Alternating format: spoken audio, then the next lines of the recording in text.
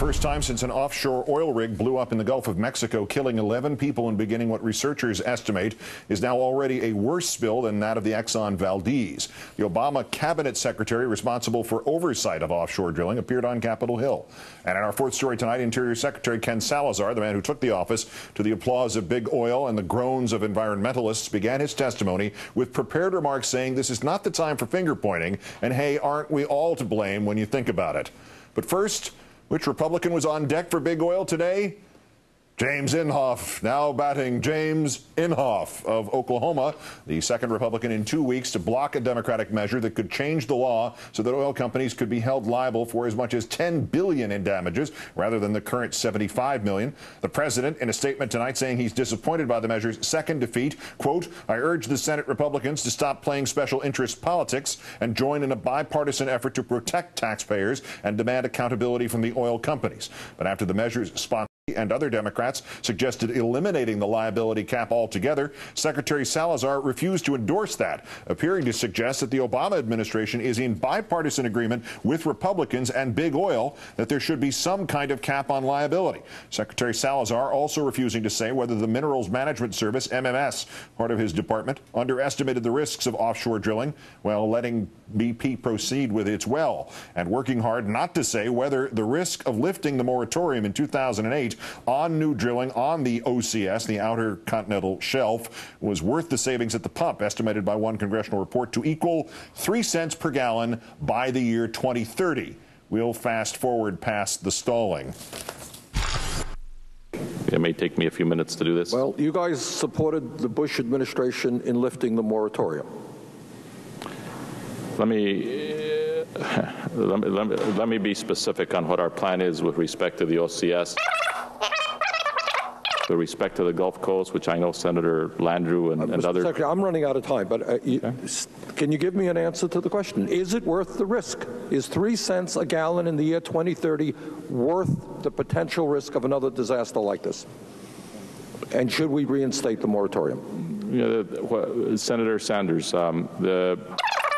when you look at certain areas, specifically in the Gulf of Mexico, that is where we know there are huge energy, oil, and natural gas resources. You are not going to turn off the lights of this country or the economy by shutting it all down. And so it's important for us now, no one is talking about shutting it all down. We're talking about reinstating the moratorium that had been going on, existing for many, many years.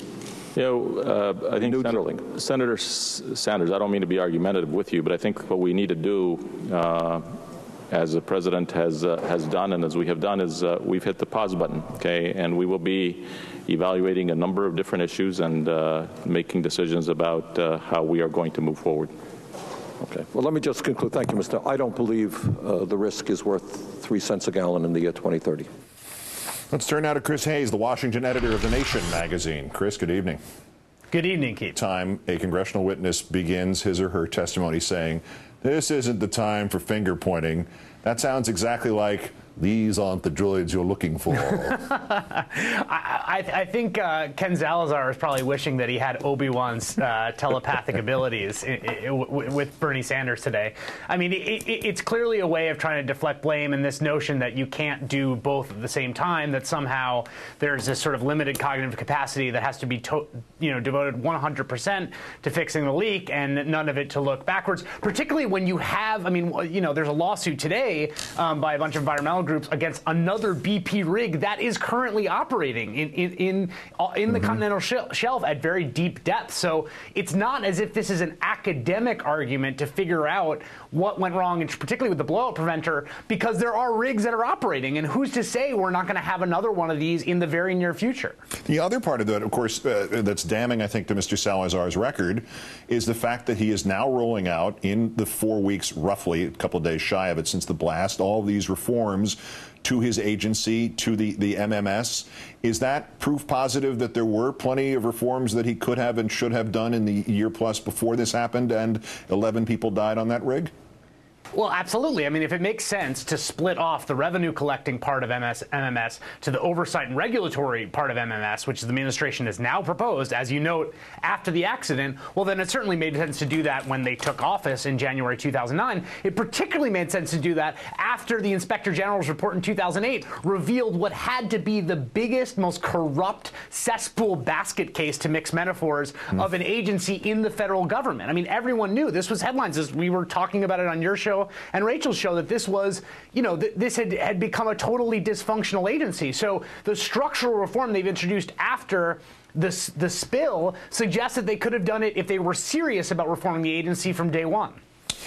The secretary, was he right in the sense that Congress essentially abdicated its oversight role of MMS? I mean, Secretary Salazar, for instance, confirmed that MMS is now investigating the BP Atlantis offshore platform, but the whistleblowing on that one is hardly new. Has anybody been minding the store on this, or is this a structure that exists to make it look like there's a structure?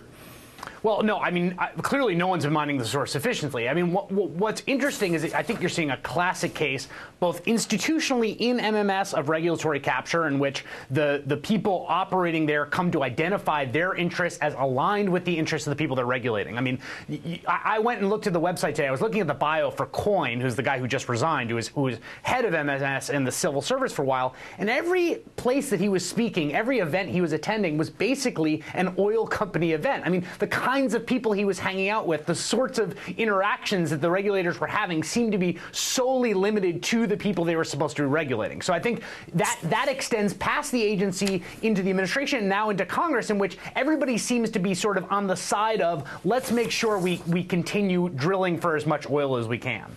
Chris Hayes of The Nation said well as usual. Great thanks, Chris. Thanks a lot, Keith.